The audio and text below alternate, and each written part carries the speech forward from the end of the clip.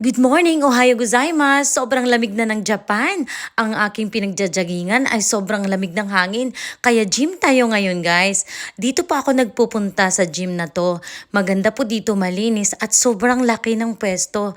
At ang dami nilang machine. First, guys, mag-carb tayo. So, nag 20 minutes akong walking and jogging sa treadmill. Tapos ito naman, crunches na tayo, guys.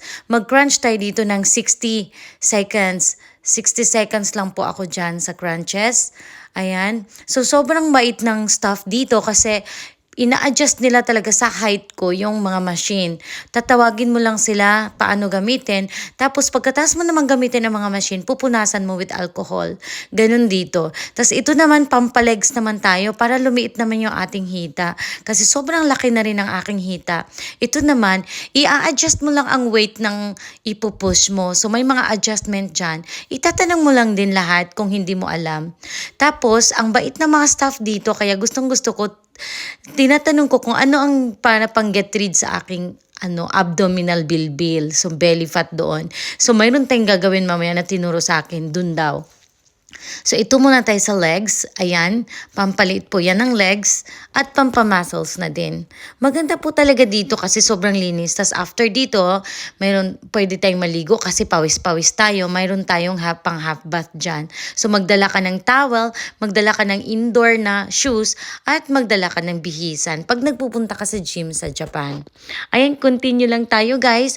At ito nga, bihira ka makita ang mga bata dito. Ayan, ito na yung pang para sa bilbil sa may abdominal bilbil. Ayan. Ganyan daw. Sobrang dali niyang gawin kasi kayang-kaya ko siya ng 20 seconds. Pero ginawa natin dyan is 60 seconds. So, ayan. Sobrang ngayon napi-feel ko talaga yung abdominal ko. Talagang siya, masakit. Kaya ituloy-tuloy natin yan. Mag-gym ako araw-araw kasi sobrang lamig. Hindi pa ako maka-jogging dun sa pinagjajagingan natin. Favorite kong joggingan yun kasi ang ganda ng view. Kaso nga lang, sobrang lamig ng hangin, guys. Kaya hindi talaga ako mag-jogging muna outdoor. So sa gym muna tayo for this few days siguro. Basta pag mainit-init na, jogging na tayo doon.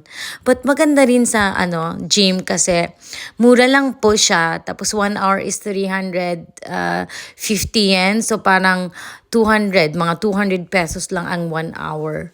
So, isang oras lang naman akong mag-exercise, mag-workout. So, ayan naman, para sa mga gilid-gilid na mga bilbil yan, ituloy-tuloy lang natin to gagawin ko ng part ng aking life itong mag-workout talaga 1 hour a day. Why not, diba? Isang oras lang naman. So, ituloy-tuloy natin. Ito naman para sa mga gilid. Yung kanina pala, yung crunches doon, sa likod yun, yung mga fats natin sa likod. Diba may mga bilbil din sa likod pag naka-body fit ako. Napifeel ko talaga pati yung bra ko. Pag mahigpit yung bra, makikita mo talagang may mga bilbil na lalabas. So, i-get rid natin yun through yung back na crunches kanina at ito. At ang huli nga, guys, ay 15 minutes akong mag-bicycle. Maganda din to para sa abs.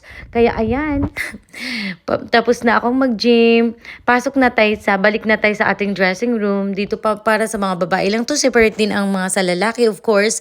At meron din ditong, liguan. So, pwede kang mag-half bath lang para lang matanggal yung mga, sweat. And then, ma-refresh ka na. At yan, nakabihis na ako. And then, we're going back home. At ipakikita ko sa inyo yung gaano kalaki yung gym na pinupuntahan ko. Sa labas, ayan marami siyang Togani Arena po ito eh. Marami pong events na ginaganap din dito. So, may gym. Tapos, ayan, may mga vending machine, may pagkain, may mga bread, may mga protein, at may mga drinks. Di ba, ang bongga? Tapos, ang ganda ng view. May view sila dito. Mayroong, para siyang river na connected to the ocean. So, river siya na within the, building. Ayan, ang ganda ng view ng ating gym.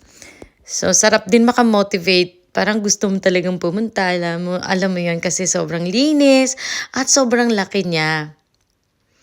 Okay, ipakita ko naman sa inyo na pag pumasok ka dito sa gym sa Japan, kailangan mo talagang may dalang shoes inside the gym kasi nagsasapatos ka talaga.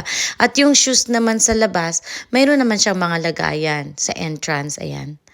Tapos pag uwian na, Yan, susuot mo na siya. Kukunin mo lang siya doon.